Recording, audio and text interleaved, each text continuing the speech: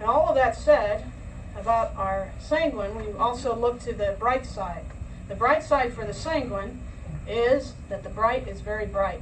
The sanguine is very optimistic. They look at everything from the bright side. Even when failure, difficulties, trials come along, they generally remain cheerful. And that is a good thing. It's a good thing for them because they can keep going, and it's a good thing for those that they live with because they can add that cheerfulness to others when others are having a hard time. When they fail, the sanguine can bounce back quickly because their low does not last very long. Their anger is not long-lasting like that of the choleric. Their discouragement is not long-lasting like that of the melancholic. Instead, the sanguine grieves or is upset for a short amount of time, and after that, it's over. Though the sanguine may sometimes give way to anger, he quickly gets over his wrath, and he's pleasant again, and he bears no grudge. In the social life, the sanguines not only love pleasure, but they share it with others. They entertain others. They want others to be happy. They cheer up others. They spread happiness wherever they go. You know, there's a saying, everyone gives pleasure in some way. Some by coming into a room, some by going out. Well, sanguines actually get pleasure by coming into a room. They generally cheer up the room. The sanguine is animated, sociable, refreshing. They're spirited and generally funny and delightful. They're very bouncy and lively, very often popular and demonstrative. Speaking of demonstrative, it reminds me, some of the sisters went home with me to my area where my family lived to teach in a school near there. And so on the weekend, some of them were able to meet some of my family, and my brothers came. And when it came time to say goodbye, my brothers were hugging each other and hugging me, saying goodbye. One of the sisters said, "Oh, you're not going to see him for a long time either?" Because, you know, he hugged my other brother as much as he hugged me. He said, "No, I'll see him tomorrow at work." The sister said, "Well, what are you hugging him for and everything?" He said, "'Cause he's my brother." Very demonstrative. They saw each other the day before. They were going to see each other the next day. It didn't matter. The mother and daughter, on one occasion, happened to go to the same shopping place, and they turned around and saw each other.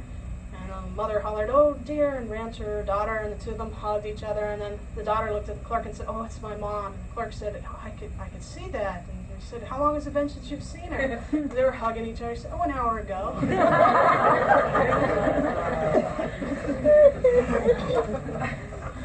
The sanguines are demonstrative and affectionate. The sanguine, being loquacious, also has a good attribute from that, which is that they can explain things well. They can even explain difficulties, and they can even give bad news in a good way. The sanguine volunteers for things as well. Their playfulness in the social life, not pushed to immoderation, is even a virtue. St. Thomas Aquinas refers to it as the virtue of eutrapelia. This is the virtue of playfulness.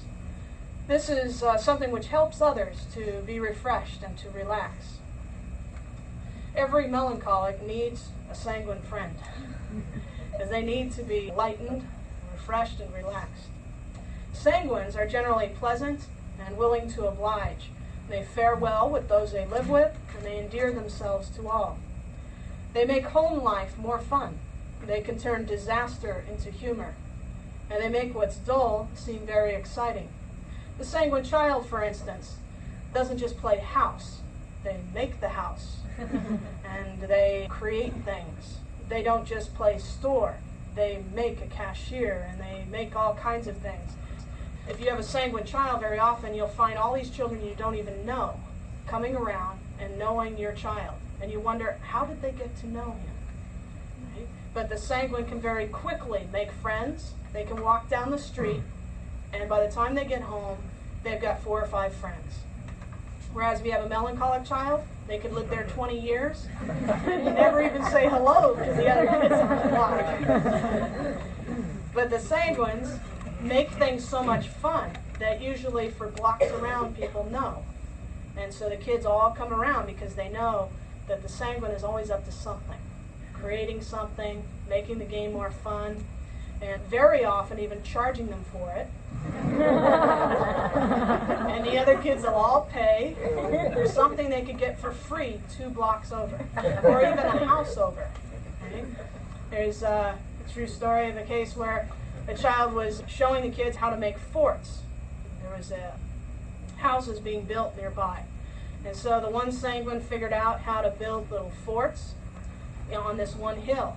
Now there were hills all over, but the sanguine charged the kids to pick plots on this hill for their forts. And kids came from all around giving money for dirt on this hill. Even though there were hills all around. See, the sanguine made that hill seem very special. And everyone wanted to play on that hill with that sanguine who was walking around collecting money. In the work world then, of course, that can be a great asset because the extrovert sanguine can be convincing, they can be a promoter, they can inspire others and spur them on with their enthusiasm. They can be a leader, and the kind of leader that's liked and willingly followed. The sanguine can draw the attention of his fellow men to their faults without causing immediate and great displeasure because they have a way with words. So sometimes a sanguine will tell you something and walk away, and then you'll realize, I think she just insulted me. But you don't realize it right there because they said it so nicely. And they smiled and walked away. And afterwards you think about it and say, oh, I get it. But it just doesn't hurt as much as when a choleric tells it to you straightforward. And so if you ever need to inform someone some bad news, it's always good to assign a task to a sanguine. But if it's really sad news, you might be careful because when the sanguine does it, it'll be really hard for them not to crack a joke while they're announcing the sad news. The sanguine also in the work world volunteers for jobs. Doesn't mean they'll follow through with them. They do volunteer for them. They think up new activities, they're creative, they have a lot of energy and enthusiasm, and of course then they inspire others to join and they charm others into doing the work. In the spiritual life, on the positive side, the sanguine cheerfulness helps with the acquisition of many virtues. It's easier to practice virtue when one is cheerful. So for instance, this was one of the policies of many of the saints. They had as a rule of thumb to be cheerful, as one of the rules to becoming a saint. Be cheerful. Because when you're cheerful, it's easier to practice virtue. When you're grumpy, it's hard to be nice. It's hard to be patient, hard to be charitable, hard to be meek. But when you're cheerful, it's a lot easier to be meek, patient, kind. And so for sanguines, that's a plus. Because they are cheerful, it makes it easier to be patient, kind, and charitable to others. Another plus in regard to their spiritual life is that the sanguine can easily rise above their failures and defects. They don't wallow in useless discouragement for very long. They can more easily see the good side of a cross or a difficulty. When others may be overwhelmed by something, the sanguine can more easily see already, before it comes, something good that can come from this difficulty. Since the sanguine wants to please and is agreeable by nature, he also generally receives correction well. He's pliable and docile. So for instance, with a sanguine child, very often they may cry, but they want to please. And so you can tell them things and correct them. They'll get over their tears pretty quickly and get on with doing what they know will please you. Great plus for the sanguine, that melancholics, in a good way, envy, is that the sanguine can be very frank and open. It's easier for them to make known their difficulties to the confessor, to the spiritual director. Things, for instance, which would be very hard for other temperaments to say or to explain are much easier for a sanguine to make known. Sometimes a person may be wondering, how do I tell that to Father? Or how do I ask Father that? A sanguine may pretend for a few moments that it's bothering them, but then they go into the confessional, it's like, oh, individual attention, this is great. And away they go. And afterwards, which very often a sanguine does, a lot of times the sanguine will tell everybody what they said in the confessional.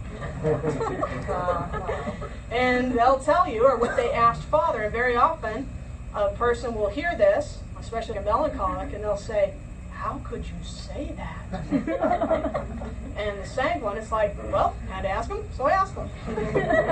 But that's a help, because they don't find it difficult to talk, to ask for assistance, to explain things. Since the sanguine is not consistent, there is a good side to that, which is they are not consistent in doing evil either. They are not obstinate.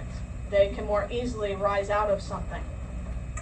The good side in regard to prayer is that their natural enthusiasm can be a great asset to the prayer life. They very easily can become enthusiastic about praying again. They very easily can become enthusiastic about practicing virtue.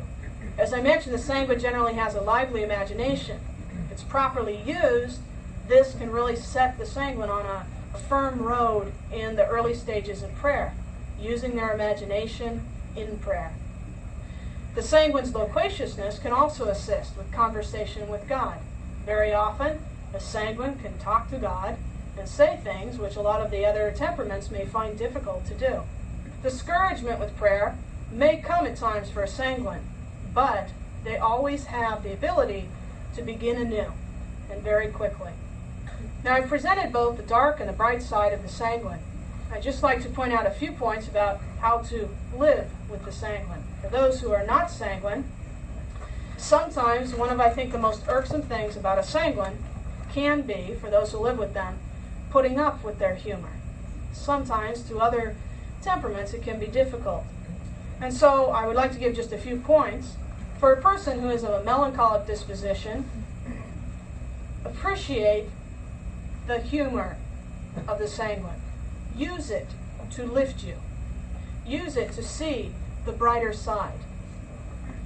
Don't refuse to see the bright side, in the sense that sometimes a melancholic will say, "That's ridiculous. He's, far too dreamy. He doesn't see the realistic side of this." But that's when the melancholic should stop and say, "Well, it's really nice he doesn't see all that, and it's really nice he sees another side, which is the hopeful side, the bright side to it." And they should appreciate the cheerfulness, the buoyancy, the lifting up that is shared by the sanguine. Sometimes the choleric looks upon the sanguine as you might look upon like a mosquito or something. You're really bugging me here. But the choleric needs to appreciate the fact that the sanguine can get along with others and just about everyone. And so that's a good side to it, and the sanguine can even get along with the obstinate choleric. So the choleric needs to have friends, and the choleric should appreciate the fact that that sanguine will even be their friend. For the phlegmatic, also, they can look to the sanguine to help pull them out of their shyness. Very often a phlegmatic is a shy person, as well as the melancholic. And the sanguine often goes out of their way to help bring out the shy person, to look to the qualities of the shy person and to help bring them out. Also, in regards to living with the sanguine, try to understand their natural weaknesses. Try to understand that some qualities about them are just natural. So, for instance, conversation. Sometimes, especially for the melancholic, if they're having a conversation and the sanguine keeps jumping from subject to subject, and the melancholic wants to get into depth about a point that was mentioned about 5 minutes ago, but they haven't figured out how to say this, and by this time the sanguine has already talked about 10 different things. Sometimes the melancholic may be a little irritated that, we've jumped to 10 different shallow topics, and I'd really like to talk about that one deep one. The melancholic should realize they could still go back to that deep one. It won't bother the sanguine one bit. But they should also, because it's not like they're clinging to any conversation. They'll take any, the sanguine. But also, a melancholic should understand that's just a natural quality of the sanguine. They flit like a butterfly from one thing to another. And we shouldn't be angry with someone for what is just very natural to their personality. And in fact, it's good to even be amused by it. That's the way it is. And it even helps at times to lighten the atmosphere. To also remember that the sanguine loves people, family and friends, and this is a very good quality and something which should be cultivated and something which should be appreciated. For spouses, it's very important for those who are married to someone who is sanguine to realize that you cannot force a sanguine and should not force a sanguine spouse to be rid of their humor and their cheerfulness and their lightness. That's a good quality and something to be appreciated. It doesn't mean that they have no brain, are dizzy, and too shallow. It means that they are optimistic, they are light, they are bright, and that adds a lot to the home and to the relationship. Help them, of course, to cultivate their listening skills, but absolutely encourage and appreciate their optimism and their bright way of looking at things. They need affection. Sanguines need affection. They need appreciation and understanding of their cheerful personality. In regard to training the sanguine, just a few points that I'd like to give, and that is that the sanguine should decide to talk about half as much as they're inclined to and think twice as much as they normally would be inclined to. In regard to talking, sanguines need to watch for signs of boredom from others. They enjoy themselves so much that they forget that someone else may not be enjoying them. So they need to watch for signs of boredom. And when they see them, to then drop their monologue and ask a question, bring someone else into the conversation. Sanguines need to get to the point, too. They need to get to the point. Sometimes a sanguine will go all around and around and around, and finally you want to say, what's the point? Right? And so they need to condense their comments and get to the point. Sanguines need not to exaggerate as well, not to exaggerate so much. Sanguines have to be very careful and to realize that too much exaggeration can come very close to a lie. So sanguines at times have difficulty with lies because they just roll off their tongue because, it's just another story. And so they have to be very careful of that and to realize to embellish the story in the sense of telling what color shoes somebody wore is fine.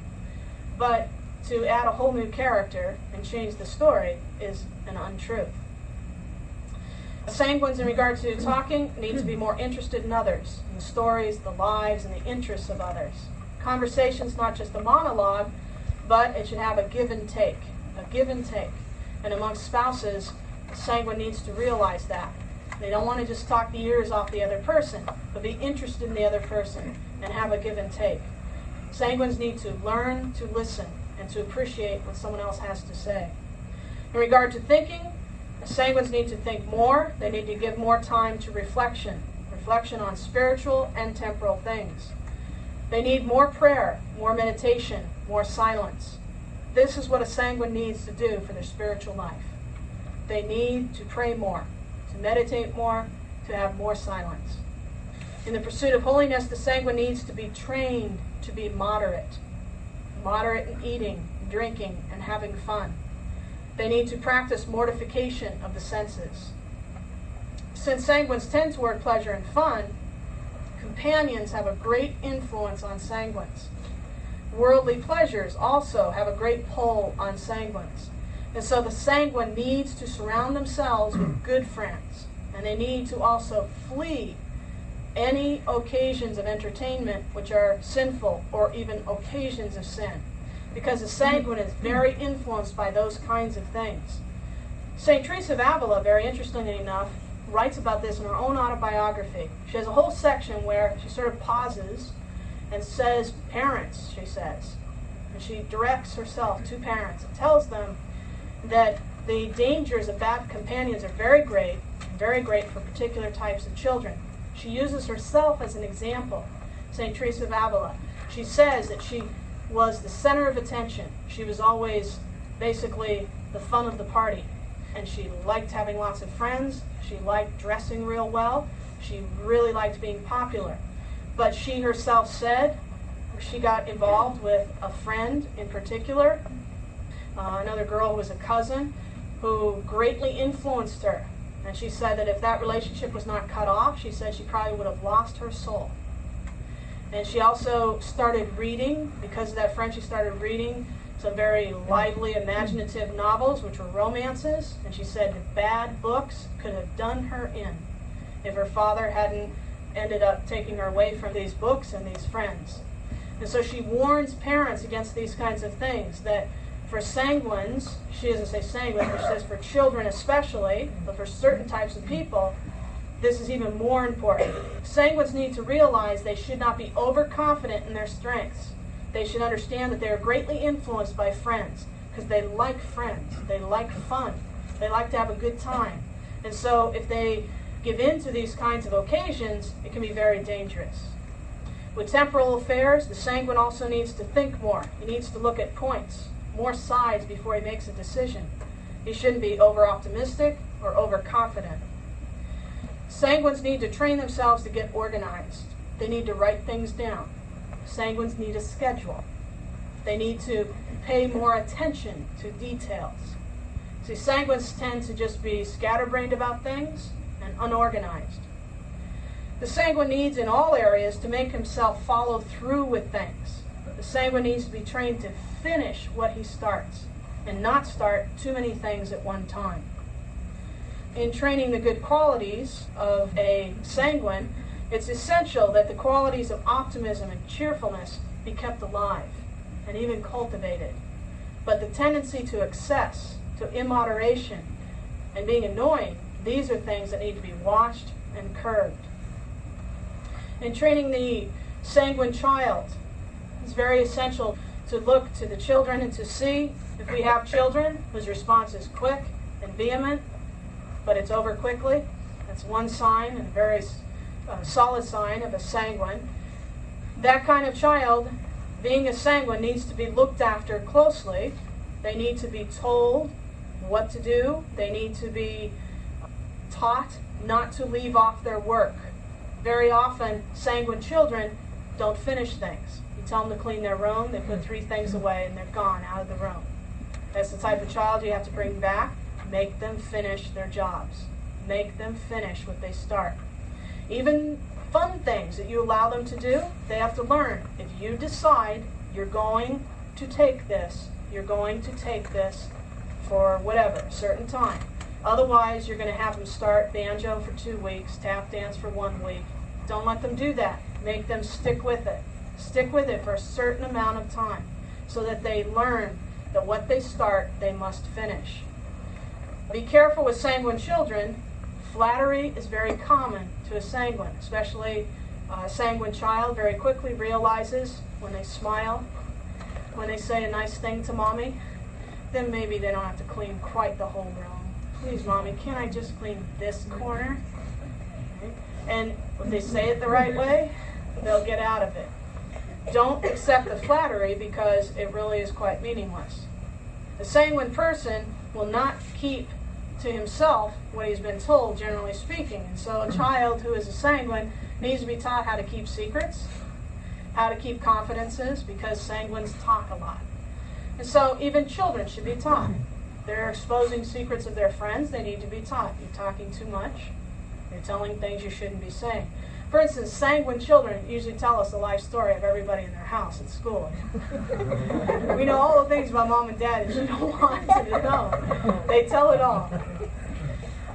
So the child, the sanguine child, must be consistently taught to practice self-denial by subduing the senses. Teach them to persevere at their work. They need to observe order. That must continually be insisted upon with them. They're the tiny children that you have to teach them how to organize their binder, how to sort out their backpack, probably every week, until they get the point that you're not going to stop. And even though it's hard and they're going to moan, it doesn't matter. They must become an organized child. Otherwise, there's going to be a lot of problems for them later on. Insist on persevering in their work, completing jobs. Very often it's the sanguine child who says, oh yes, I volunteered for this and that, and then they quit. The very bad thing that I sometimes see with parents is that they allow their children to quit. Don't allow them to sign up then. But if you're going to have your child sign up for things, then you must make them do it. They must learn obligations, that if they say they're going to do something, they're going to do it. I can remember one of the lessons that really stood out for me. It was a very small thing, but it just stuck in my head. Was that I had taken on a babysitting job when I was in about, I think, 9th grade. It was a job where I had to babysit, I think, every Saturday night for a certain amount of time. My mom told me before I took the job, she said, "This is a commitment. Are you sure you want to take this on? Because look how long this is." No, I want to do it, because of course I'm making money. So, absolutely I want to do it. So I committed myself. And then, later on, I think a couple months passed, and then there was this big dinner that was going on. All of my friends were going to this big dinner. So, of course, everybody was buying tickets, etc. And this was a very big occasion. And my mom was even going. Okay, there were all these people going. I told them that I was going to go. I told, whoever was selling the tickets, I signed up. Of course, my mother found out I signed up. She said, "You're not going." And I said, "Well, I have to go, Mom. I mean, it's this dinner. Everybody's going." She said, "But you have a commitment." I said, "Mom, I know they'll understand and they'll get someone else." She said, "That's not the point. You can't inconvenience them like that." And I knew that couple would understand. And I kept telling her that. But she insisted, "That's not the point. You have a commitment. It's a job. And you cannot inconvenience that couple like that because you promised in the beginning and they asked you if you could make that commitment. Otherwise, they didn't want you to take the job." And so even though everybody went, including my mom, she said no. And even though at the time, of course, I was like, I didn't grumble too much though because she had a good backhand.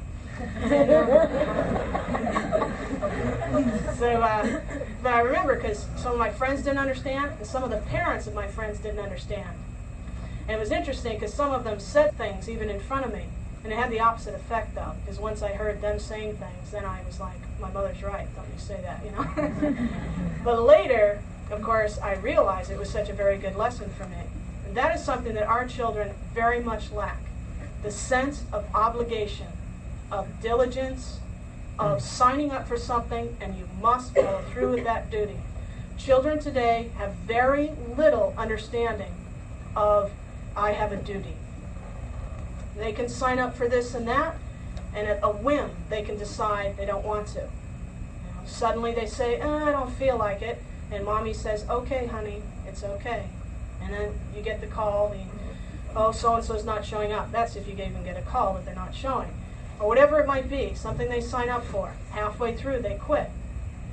We should make the children persevere. It's so important for their character training, for them to learn. If you sign up for something, you must carry that duty to the end. The good done for the children with that is so important. It is so character building. And for sanguine children, it will be essential for their salvation that they be taught you must follow through with your duties. You must persevere. You must complete this. Even with tears running down their face. I never wanted to do this project in the first place. The answer is, shut up, kid, and do it. That should be the answer. I don't want to hear you griping. You said you were going to do it. Now do it. They must learn that. Otherwise it'll affect them all through life. And you can see that today. Many young teenagers in the work world today, many young people in the work world today, do not follow through with things because they never had to, and it's not expected. And so that's essential for training them to make them persevere with what they have as duties. Sanguine children must be kept under strict supervision. They must be guarded against bad companions. It is not because your child is bad they can't hang around with bad companions. It's because they're normal. They can't hang around with bad companions. Pressures for any of us around what is evil is hard. But pressures for young people are much harder. And pressure for sanguines from friends is real hard. Because for sanguines, friends, that's all that matters. For a good chunk of their life, that's what they feel. All that matters is my friends and what my friends think of me. And so, guard over the companions of sanguine children, even more than you'd guard over the companions of others. Sanguines need lots of friends, and they bring them around. And you have to sort through the dregs and find some good ones for them. And you must sort through. Because otherwise, your child will adopt the qualities of those bad companions. And of course, in regard to their entertainments as well, sanguines are greatly affected by what they see. They see something on TV, it's going to last with them in their mind, in their imagination, for a long time. They see certain movies, those images are going to be there for a long time. Parents will be shocked sometimes when a little first grader will mention something that they saw. And the parents will wonder, where did they see that? And the child may say they saw it out the window as they were driving along. And the parents may say, I didn't notice that. But maybe that was a sanguine child. It's very alive to sights, to things that they see, to sounds that they hear. They pick up words, they pick up images, and it sticks. And so that's why it's so essential that you guard over their movies, their television, their music. Those things stick with a sanguine, even more than they do with other temperaments, because they are very alive to sound, to sight, and so those things have a great impression on them in their young years. And so it's really essential to watch over those and to realize the effect is very great, not because they're bad, but because they're alive, very alive, and so it sticks with them. Of course, training the sanguine child while you watch over, guard over, and curb, it is very essential to leave to the sanguine child their cheerfulness, their fun, their bright outlook of things, their optimism. Those are great qualities of a sanguine child. Things that you must, of course, control. Show them how to keep and to watch over. Show them where the curbs are, where the guards are. But definitely leave that cheerfulness, that optimism in them, because it will be a great asset to them in their life and a great asset to your home as well, to have that cheerful, fun, and optimistic child in your home. And sanguines then, for the sanguines themselves, I would like to leave you on the happy note to point out that sanguines add great sunshine to life, to those who live with sanguines, to try and appreciate the fact that they really are a spice to life. They make a lot of things enjoyable. They make life very bearable. The qualities given to them by God are a reflection of God himself. The joy of God can be seen so greatly in a sanguine, who cultivates the good qualities and curbs the immoderation. You could see the joy of our faith, the joy of God in them. The writers list many of the saints as sanguine. St. Francis of Assisi is listed. St. Teresa of Avila, who herself danced on the table with castanets. St. Philip Neri, who did extraordinary jokes and tricks, showing up at parties with only half a beard on, painting his shoes different colors, and all kinds of fun tricks that he did. St. John Bosco himself, who walked the tightrope and juggled and did all kinds of magic tricks, was a sanguine as well. Father Pro, who is known for his great sense of humor, his singing, and his jokes. All of these are representatives of people like us, people who had personalities, who had a temperament, and their temperament was sanguine. They cultivated the good qualities. And of course, these sanguines were able to influence many people, inspire many people, give joy to many, and to lead many, many people to God. And so we can look to these saints as examples for sanguines who can cultivate what is good, root out what is evil, and become very holy, become very pleasing to God, and very pleasing to those with whom you live. Sanguines should take as their motto the model used in the school of Don Bosco. St. Dominic Savio, one of his students and a saint himself, said, "In the school of Don Bosco, we make holiness consist in doing our duty cheerfully." Cheerfulness was the rule of the house in the school of Don Bosco. And so sanguines can take that for their own motto, to do their duty and do it cheerfully. Or from sacred scripture, the quotations which St. John Bosco had in his own schools. Serve the Lord in gladness. Rejoice in the Lord. Again I say, rejoice. Are there any questions? Would a sanguine be a procrastinator? Yes, a sanguine would definitely be a procrastinator. For a bit, and then they just completely forget about it. And if you brought it up to them afterwards, you know, it wouldn't embarrass them or upset them. They'd be like, yeah, changed my mind. Decided not to do it. Now the plus to that is, they won't get ulcers over it. See? Whereas the melancholic very often will procrastinate because they've got to think it out from every angle and worry over it. Be sure that they know everything so that no mistake is made. And they think and think and think and think and think, and so they're procrastinating for a reason. And then they get the ulcers. No, sanguines don't get the ulcers ever, not at all. Sanguines get the ulcers from eating too much and drinking too much. Yes?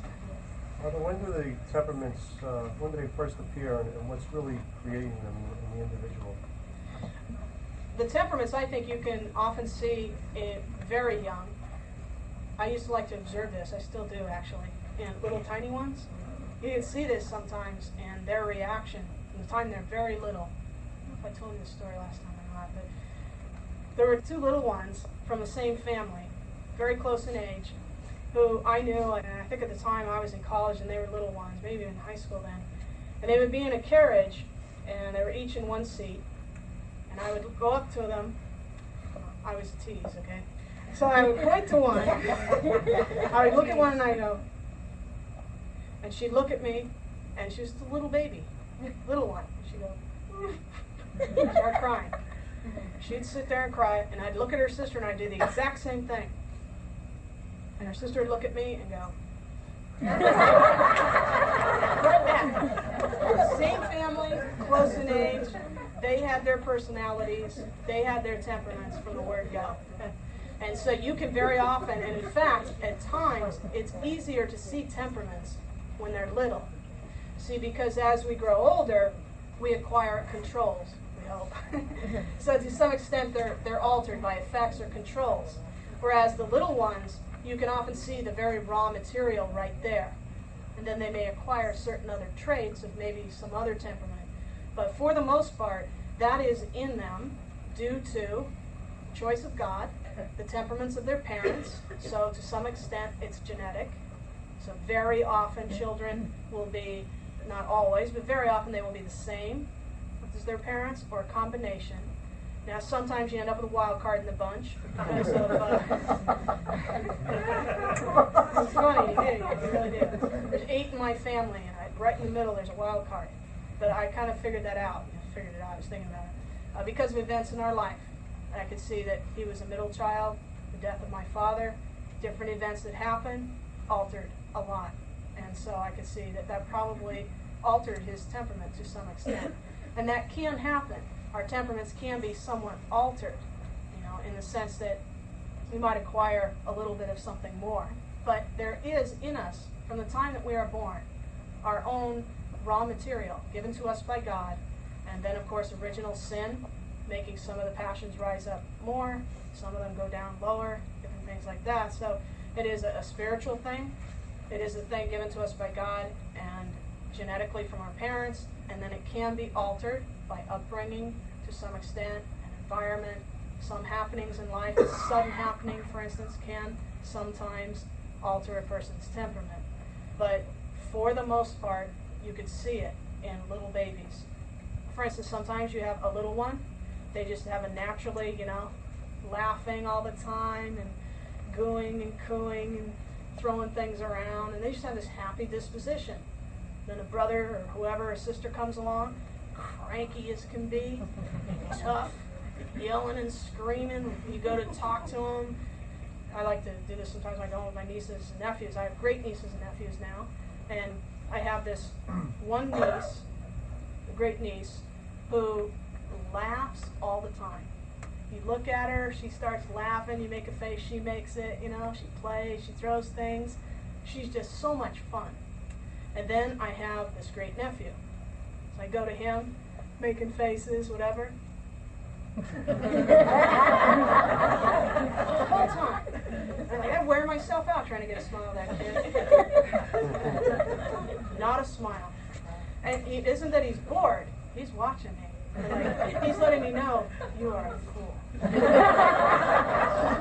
mean, you can just see it in his face. He's not even like a phlegmatic. He stares right in the eye. And the only thing I can do is bribe him with balloons. That's the only thing. When I give him a balloon, he will condescend to thank me. And when I play air hockey with him, he smiles. That's it. That's his personality. And here they are, the two of them. And they are only 2 years old. And their personalities are there. Their reactions, the way they react to stimulus, is totally the opposite. Because it's already there in them. And so it is really very apparent from their time they're very little.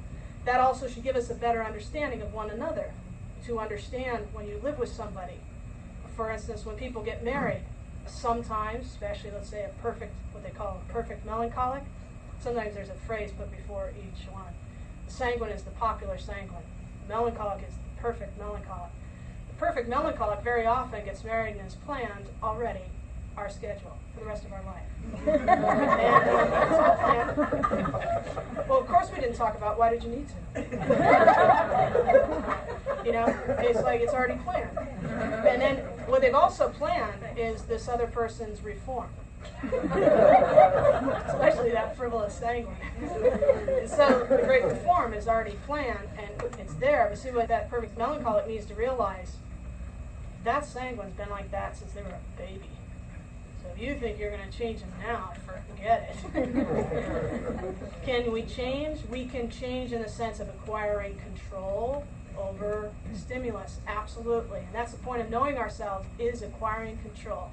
Acquiring control of those erratic responses, those excessive ones, acquiring control of those passions. So we can control, we can work on ourselves, but we cannot completely change our temperaments because we have it from the time we're little ones, little babies even. The temperament is there already. Okay, we'll stand for a prayer.